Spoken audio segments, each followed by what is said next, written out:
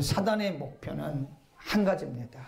하나님을 회방하고요, 성도들로 하여금 하나님을 떠나게 하는. 예수님이 요한복음 10장 10절에서 도적이라고 해요. 도적이 오는 것은 죽이고 멸하는 것이다. 예수님이 제자들에게 사단이, 베드로에게 하신 말씀인데, 사단이 밀가부르듯 하려고 너희를 청구했다. 그런 비유도 예수님께서 들으셨는데, 사단의 목적은 우리를 죽이는 겁니다. 우리를 멸망시키는 겁니다.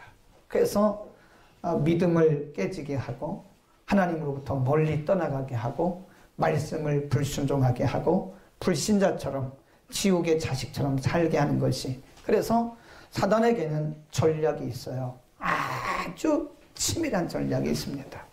그 전략이 그 자기의 목적을 이루기 위해서 전략을 가지고 있는 거예요. 요한계시록에 보면 사단은 자기 때가 얼마 남지 않은 것을 안다 그랬어요. 그래서 수단과 방법을 가리지 않습니다. 대상도 가리지 않습니다. 때와 장소를 가리지 않습니다. 언제 어디서나 누구든 잡히면 누구든 공격을 해서 그 사람이나 가정이나 교회나 사회나 국가를 무너뜨리려고 하는, 누구도 이 대상에서 제외되는 사람이 없어요. 시간과 장소, 대상, 때, 이걸 가리지 않습니다. 언제든지 틈만 보이면 공격해서 넘어뜨리는 거예요. 그래서 사단이 보기를 원하는 것은 혼돈과 혼잡과 망하는 것과 멸하는 것을 사단은 보기를 원하는 것이고, 그런 환상을 보면서 굉장히 박수를 칩니다. 뒤에 다시 말씀드리겠지만, 한 사람의 신앙이 말씀에서 떠났어요. 교회를 떠났어요. 자기 사명에서 떠났어요. 이거는 우연이 아니고요, 사회가 그렇다고 말하면 안 됩니다. 그건 분명히 사단의 전략에 지금 속아서 넘어져 있거나 넘어져 가고 있거나 앞으로도 넘어질 가능성이 있는 것을 우리에게 보여주고 있는 것이다. 그래서 성경은 사단의 존재에 대해서 수없이 말씀하고, 사단의 전략들에 대해서 창세기부터 요한계시록까지 수없이 말씀하고, 우리는 어떻게 되느냐? 너희는 깨어 항상 근신해라, 마귀를 대적하라, 이런 말씀을 수없이 하고 계세요. 한 나라를 망하게 하고 한 개인을, 그래서 사탄은 가능하면 이렇게 큰 임무를 맡은 사람들을 넘어뜨리고 혼돈케 하기 위해서 그 많은 전략을 가지고 틈새를 엿보고 있다는 사실을 우리 분명히 알아야 돼요. 의외로 현대 기독교인들 가운데 사단의 정체를 잘 인정을 하지 않습니다. 그리고 사단의 정체에 대해서 알고는 있지만 적극적으로 대처하지 않기 때문에, 제가 이렇게 객관적으로 목사의 눈으로 성경적인 안목으로 바라보면 이미 우리 가운데서도요, 사탄의 전략에 휘말리는 사람들이 있다니까요. 그걸 모르고 있어요. 모르고. 내가 지금 사탄의 전략에 의해서 휘말려서 살고 있다는 사실을 모르고 인간적인 감정으로 대항을 하고 인간적인 감정으로 이렇게 자꾸 하려고 하니까 이게 영적 싸움에서 계속 치고 패하게 되는 것이다 이겁니다. 눈이 열리기를 바랍니다. 오늘 마태복음 13장은 예수님께서 말씀하신 씨 뿌리는 비유입니다. 근데 예수님께서 씨 뿌리는 비유를 말씀하시고 또 비유는 영적인 의미를 담고 있기 때문에 예수님이 항상 설명을 다시 해주셨어요. 그분이 설명을 안 해주시면 비유는 비유기 때문에 하나님의 의도된 의미가 뭔가를 우리가 알 수 없다는 거예요. 한 사람이 씨를 뿌리러 나가서 씨를 뿌렸는데 어떤 씨는 딱딱한 길가에 떨어졌어요. 어떤 씨는 돌짝밭에 떨어졌어요. 어떤 씨는 가시덤불에 떨어졌어요. 어떤 씨는 옥토에 떨어졌어요. 근데 의외로 세 가지 밭은 다 열매를 맺지 못하고 마지막 옥토에 떨어진 씨만 100배, 60배, 30배, 또 어떤 성경에서는 30배, 60배, 100배의 결실을 했더라. 근데 그 첫 번째 밭이 길가의 밭이 있거든요. 거기 보세요. 그 길가에 떨어진 그 씨에 대해서 예수님이 말씀을 19절에서 다시 해석을 하셨어요. 13장 19절 18절부터 우리 함께 읽겠습니다. 시작. 그런즉 씨 뿌리는 비유를 들으라. 아무나 천국 말씀을 듣고 깨닫지 못할 때는 악한 자가 와서 그 마음에 뿌리운 것을 빼앗느니 이는 곧 길가에 뿌리. 그죠? 4절에 13장 4절에 첫 번째 씨가 길가에 떨어진 씨라고 말씀하시고 19절에서 예수님이 직접 설명을 해 주시기를 그 길가에 떨어진 씨가 뭐냐? 누구든지 아무나 누구든지 목사든 장로든 권사든 50년 다녔든 30년 다녔든 1년 다녔든 세례를 받았든 안 받았든 누구든 하나님의 말씀을 듣고 깨닫지 못할 때, 이 말이 중요한 거예요. 깨닫지 못할 때는 누가 와서 뺏어가요? 마귀가 와서 말씀을 확 채들어가요. 지금 여기도 마귀가 앉아 있어요. 지금 여러분 옆에 앉아 있습니다. 여러분 옆에 마귀가 함께 앉아 있어서 이 말씀을 잘 깨닫는가 못 깨닫는가를 엿보고 있는 거예요. 아, 김 목사가 지금 설교를 하는데 말씀을 여러분이 못 깨닫잖아요. 그 말씀을 아멘으로 못 받잖아요. 그러면 확 뺏어가지고 호주머니 싹 집어넣어. 호주머니 없겠죠. 이것도 비유죠. 여러분 옆에 앉아 있다니까 지금. 그래서 말씀을 못 깨닫고 딴 생각하게 만드는 거예요. 막 오해하게 만들고 곡해하게 만들고 막 이러는 거예요. 그래가지고 말씀을 샥 뺏어가. 그러면 성전을 나갈 때는 밥만 먹고 국수만 먹고 빈몸으로 갑니다. 의미가 없어요. 교회 국수 먹으러 온 거 절대 아닙니다. 그거 먹으러 온 거 아니에요. 물론 코인은야 중요하죠. 애찬 중요하죠. 그러나 일주일에 주일에 와서 영혼의 양식을 먹지 못하고 돌아간다면 그 사람이야말로 불행자 중에 불행자라 이거예요. 우리 여기 국수 먹으러 온 거 아닙니다. 밥 먹으러 온 거 아닙니다. 말씀 먹으러 온 거예요. 아멘. 영혼의 말씀을 받으러 왔는데 마귀가 지금 굉장히 우리가 말씀으로 은혜 받는 거를 굉장히 시기 합니다. 말씀 은혜 받고 깨닫는 거를 굉장히 시기 합니다. 우리가 깨닫지 못하고 딴 생각하고 있잖아요. 그럼 말씀을 콱 뺏어가요. 그냥 빈몸으로 가는 거예요. 국수를 먹어서 배는 부른데 영혼은 비었어요. 텅텅 비어가지고 영혼이 배고픈 상태로 가는 거예요. 마귀는 알아요. 히브리서 4장 12절에 말씀하시기를 하나님의 말씀은 살았다. 운동력이 있다. 그래서 영과 혼과 골수를 찔러 쪼개게 한다. 그럼 또 로마서 10장 17절에 믿음은 들음에서 나며 들음은 그리스도의 말씀으로 말미암느니라 그랬어요. 아멘. 하나님의 말씀으로 우리의 믿음이 자라요. 하나님의 여러분 누가 무슨 얘기를 천하 없어도 말씀 듣고 말씀 깨닫지 못하면 믿음은 항상 그 자리에 있습니다. 목사들도 목회자들도 믿음 안 자랍니다. 말씀 안 들으면요. 그 자리에 있는 거예요. 그냥. 마귀가 알아요. 누구든 하나님의 말씀을 들으면 믿음이 자라고 구원의 확신이 있고 말씀의 능력이 있고 거듭난다는 걸 알아요. 거듭남이라는 게 이게 영적인 기능입니다. 그런데 말씀 안 들으면 절대 거듭나지 않습니다. 어디 가서 3박 4일 훈련 받은 거 그거 가지고 거듭 못 납니다. 그게 거듭나는 거 아니에요. 그건 그냥 훈련 받은 거예요. 거듭나는 거는 하나님의 말씀이 들어가야 돼요. 아멘.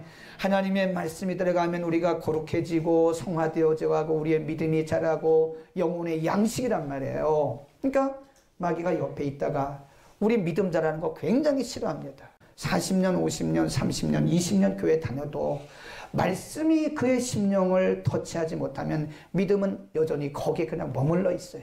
20년 전의 믿음 그대로 있고 25년 전의 믿음 그대로 있고 믿음이 안 자라는 겁니다.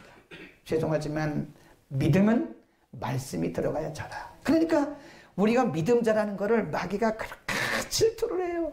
시기를 합니다. 그러니까 그 믿음 자라지 못하게 하려고 말씀을 쫙 잡고 그래서 우리가 말씀을 들을 때는요. 사람의 말로 들으면 안 됩니다. 우리가 제가 늘 얘기하지만 성경에 나오는 신약에 나오는 초대교회 교인들 중에 가장 젠틀한 교회가 어디냐? 데살로니가 교회입니다. 데살로니가 교회는 데살로니가전서 2장 13절에 보면 하나님의 말씀을 들을 때 사람의 말로 아니하고 하나님의 말씀을 들으니 진실로 그러하다 그랬어요. 그러니까 이 말씀을 들을 때 사람의 말로 듣는 게 아니에요. 하나님의 말씀을 들을 때 사람의 말로 아니하고 하나님의 말씀으로 듣는 은혜가 있기를 축원합니다. 그래야 내 영혼이 자라고 믿음이 자라고 내 영혼이 잘 될 수 있는 거지. 내 영혼이 이게 병 들어가면 큰일 납니다. 두 번째, 마귀는 우리로 하여금 믿음에서 떠나게 합니다. 사단은 우리가 믿음에서 떠나는 것을 그렇게 원하고 있어요. 사단이 기도는 하지 않겠지만 사단이 기도한다면 사단의 첫 번째 기도 제목이 뭐냐? 우리가 믿음에서 떠나는 거예요. 말씀에서 떠나는 거예요. 자, 한번 찾아보겠습니다. 디모데 전서로 갈까요? 디모데전서 4장 1절입니다. 디모데전서 4장 1절. 그러나 접속사입니다. 잘 보셔야 돼요. 그러나 시작. 그러나 성령이 밝히 말씀하시기를 후일에 어떤 사람들이 믿음에서 떠나 미혹해 하는 영과 귀신의 가르침을 좇으리라 하셨으니 자기 양심이 화인 맞아서 외식함으로 거짓말하는 자들이라. 그러니까 믿음에서 떠나요. 믿음에서. 성령이 말씀하시기를 예언을 하셨어요. 마지막 때가 되면 많은 사람들이 믿음의 정도에서 이탈된다는 거예요. 믿음에서 떠난다는 거예요. 그래서 이상한 얘기 듣고 이단의 얘기 듣고 또는 뭐 이 세상의 철학 얘기 듣고 이런 거 듣는다는 거예요. 그렇게 열심히 있는 목사님이, 그렇게 열심히 있는 장로님이 어느 날 믿음이 확 꺼져버려요. 그거 그 사람이 그런 거 아니에요. 여러 가지 조건을 활용해서 여러 가지 조건들을 마귀가 다 써서 그의 전략을 통해서 한 사람을 그냥 깨트려 버리는 거예요. 그게 사단의 역사예요. 그 다음에 또 세 번째, 고린도 후서 11장으로 갑니다. 고린도 후서 11장 3절. 자, 잘 보세요. 297면입니다. 고린도 후서 11장 3절. 시작. 뱀이 그 관계로 이와를 미혹게 한 것 같이 너희 마음이 그리스도를 향하는 진실함과 깨끗함에서 뭐해서? 떠나서. 원래는 진실함으로 그리스도를 따르고 신실함으로 그리스도를 따르고 섬겼던 사람이었는데 뱀이, 마귀가 와서 하와의 마음을 부패케 했던 것처럼 이 마지막 때도 믿음에서 떠나는, 진실함과 깨끗함에서 떠나 부패할까 두려워하노라.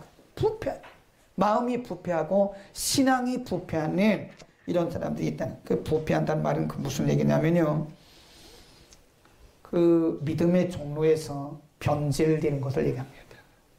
여러분 이거요, 늘 말씀드리지만 내가 영성관리 못하면요 누구도 그 믿음이 부패할 수 있어요. 아무도 장담할 수가 없어요. 아무도 장담 못합니다. 우리가 끝까지 자라야 되는데 끝까지 자라기 위해서는 우리가 영적으로 깨어야 된다. 빌립보서 4장 2절에 보면요, 그냥 보기만 하세요. 듣기만. 유오디아와 순두계라는 여인이 나와요. 유오디아, 순두계. 그런데 그 사도 바울이 빌립보 교회에 서신을 보내면서 뭐라고 했냐면 유오디아와 순두계를 조심하라. 너희는 그를 본받지 마라. 근데 원래 유오디아와 순두계가 그 빌립보 교회의 1등 신자였어요. 1등 신자. 정말 하나님 중심이고 말씀 중심이고 교회 중심이었던 신실한 일꾼이었습니다. 어느 날 마음이 서서히 부패되더라고. 이 부패란 말은요, 병들고 썩는다는 얘기예요. 본질에서 떠나는 거예요. 유오디아 순두계가 그 교회, 오늘날로 말하면 기둥입니다. 기둥 권사님, 기둥 집사님이에요. 두 여성이 빌립보 교회를 떠받칠 만큼 그렇게 열심히 있고 참 믿음이 좋았던 여인인데 오늘 마음이 부패했어요. 부패했다니까요. 그러니까 바울이 빌립보 교회 성도들에게 서신을 보내면서 이 여인들을 조심하라 그래요. 이 여인들을 조심하라. 지난주에 공부했던 아나니아 삽비라 처음부터 그렇게 된 게 아닙니다. 분명히 사도행전 5장에 사탄이 그랬다 그랬어요. 얼마나 헌신되고 얼마나 열심히 있고 얼마나 충성된 부부였는데요. 마귀가 그들을 넘어뜨리기 위해서 마귀가 부부의 마음을 흔들어 버린 거예요. 거짓 영을 집어넣고 탐심의 영을 집어넣은 거예요. 그러니까 하루아침에 타락해가지고 3시간 만에 죽어버렸어요. 하나님이 치신 거예요. 하나님이 진노하신 거예요. 하나님 우리에게 샘플로 보여주신 겁니다. 제가 지난주에 말씀드렸죠. 교회에서 앞장서는 분들, 앞서서 일하는 분들 여러분 우리가 보호해야 됩니다. 본인들도 기도해야 됩니다. 마귀는 우리의 마음을 부패하게 합니다. 그 다음에 네 번째, 오늘 번호가 많아요. 그 대신 짧게 합니다. 중요한 거기 때문에 그래요. 마귀는 때로 사명으로부터 우리를 떠나게 만들어요. 우리가 살고 있는 거는 사명 때문에 살고 있는 거 아시잖아요. 우리가 왜 오늘 살고 있나요? 우리가 왜 하나님께서 오늘 우리에게 왜 먹여주시고 입혀주시고 우리에게 생명 주셨나요? 이것이 하나님이 우리에게 주신 사명 때문에 그렇습니다. 만일 우리에게 사명이 없다면 우리는 지금도 살 존재 이유가 없고 가치가 없습니다. 사명 때문에 지금 우리가 살고 있는 거예요. 내가 돈 벌어서 사업해서 큰 아파트 살고 좋은 차 타는 것이 그게 우리 인생의 목적이라면 정말 우리는 불행하게 살고 있다고 생각합니다. 그게 우리 인생의 목적이 아니에요. 죄송하지만. 그럴 것 같으면 우리 이 땅에 살 이유도 없고 가치도 없어요. 뭐가 아파트 넓은 게 뭐가 그렇게 중요한 거예요. 큰 차 타는 게 뭐가 중요해. 내가 이 땅에서 높은 명예를 얻는 게 뭐가 그렇게 중요한 겁니까? 내가 무슨 대통령이 되고 국회의원이 그게 그렇게 중요한 거 아니잖아요. 그게 중요한 게 아닙니다. 하나님이 우리를 이 땅에 보내실 때, 우리를 태어나게 하실 때는 우리 나름대로의 고유한 미션이 있어요. 미션. 그 사명이 있기 때문에 하나님 우리를 살게 하신 거고 우리가 오늘 살고 있는 건데, 제가 늘 얘기하잖아요. 누가 가장 행복한 사람이냐? 자기의 사명을 알고 산 사람이 제일 행복해요. 우리가 비록 쓰러져가는 초가 삼간에 산다 할지라도 하나님이 나를 향해서 부르신, 내게 맡겨주신 사명을 깨달았다면, 그리고 그 사명 때문에 내가 살고 있다면 이 사람은 세상에서 가장 행복한 사람이에요. 아멘. 근데 마귀가 알아요. 마귀가 그걸 알아요. 우리의 사명을 발견하고 우리가 사명대로 살면 행복하다는 걸 알아요. 그러니까 자꾸 우리 가운데서 사명에서 이탈되게 만드는 거예요. 디모데후서 4장 10절로 한번 가봅니다. 디모데후서 4장 10절. 거기 테마 우리 잘 아는 사람인데 4장 10절. 시작. 대만은 이 세상을 사랑하여 나를 버리고 데살로니가로 갔고 그레스게는 갈라디아로 디도는 달마디아로 갔고. 이게 디모데후서는요, 사도 바울이 로마의 감옥에서 임종 직전 주 67년에 순교했다고 전해지고 있는데, 임종 직전에 믿음의 아들 디모데에게 편지를 쓰면서 평생 가슴 아팠던 얘기를 하고 있는 겁니다. 가슴 아픈 얘기를 하는 거예요. 디모데에게 데마가 나를 버리고 그 말은 사명을 버리고 그 말이에요. 데마는 사명을 버리고 세상을 사랑하여 세상으로 갔다. 가슴 아픈 얘기를 임종 직전에 믿음의 아들인 디모데에게 사도 바울이 이 말을 하고 있는 겁니다. 여러분, 이게 마귀의 역사예요. 사탄은 우리로 하여금 사명을 버리게 합니다. 우리 사명 떠나면 사나 마나라니까. 우리가 밥값도 못하는 거예요. 사명 떠나면 우리는 지금 의미 없는 무의미한 삶을 살고 있는 거예요. 어떤 분이 결혼의 목적이 뭐라 그래요? 행복이 아닙니다. 결혼의 목적은 행복이 아니고 거룩이라 그랬어요. 만일 여러분이 인간적인 행복을 위해서 결혼했다면 결혼 잘못한 거예요. 결혼의 목적은 우리가 행복하고, 물론 그것도 있지만 중요한 것은 생육하고 번성하고 이 땅에 하나님의 뜻을 펼쳐나가기 위해서 하나님의 뜻을 이루기 위해서 결혼하는 거예요. 아멘. 이렇게 보면 사람이 다시 돌아올 수도 있거든요. 그러나 어떤 분들이 이렇게 사명을 버리고 떠난 분들이 가끔 보여요. 우리 가운데 사명을 떠났으면 사단이 우리를 그렇게 미혹한 거예요. 그래서 중요한 생명같이 소중한 사명으로부터 우리를 떠나게 한다. 마지막으로 하나, 사단은, 마귀는 우리를 시험하는데요. 우리의 믿음을 시험합니다. 진짜인가 아닌가를 시험해요. 마태복음 4장에 보면 마귀가 예수님을 시험하잖아요. 그 예수님은 말씀으로 다 이겼어요. 근데 마귀가 오늘날 우리를 시험할 때 예수님처럼 비슷하게 우리를 시험해요. 그러니까 우리의 믿음이 진짜인가 아닌가, 우리가 기도하고 하는 이런 것들이 진짜인가 아닌가를 이렇게 시험해요. 그래서 우리로 하여금 그 믿음으로부터 이탈되도록 우리의 믿음이 병들어요. 틀림없이 건강한 믿음과 병든 믿음이 있습니다. 마귀는 우리가 병들기를 원하는 거예요. 육체도 병들기를 원하고요. 육체가 병드는 것도 다 마귀가 그런 건 아니지만 어떤 경우는요, 마귀가 우리의 육체를 쳐요. 성경에 보면 18해 동안 어떤 사람이 허리를 못 폈는데 성경에 뭐라고 하냐면 귀신 들려 허리 꼬부라졌다고 그랬어요.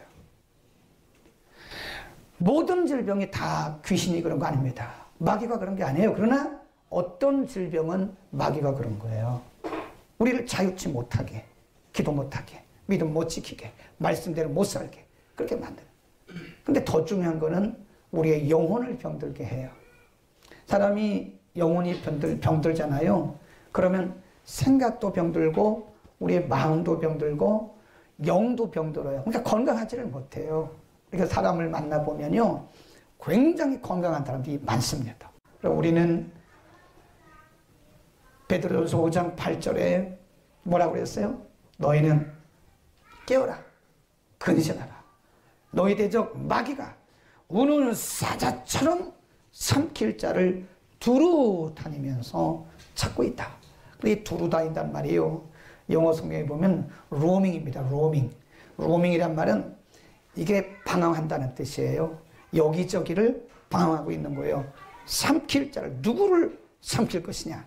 어떤 사람의 영혼을 병들게 하고, 어떤 사람을 믿음에서 떠나게 하고, 하나님으로부터 멀어지게 하고, 어떤 사람을 혼돈케 하고, 어떤 가정을 파괴시킬 것인가.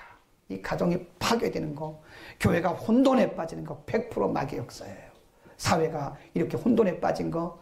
여러분, 그래서 우리는요, 광화문 가는 게 중요한 게 아니에요. 기도해야 돼, 기도.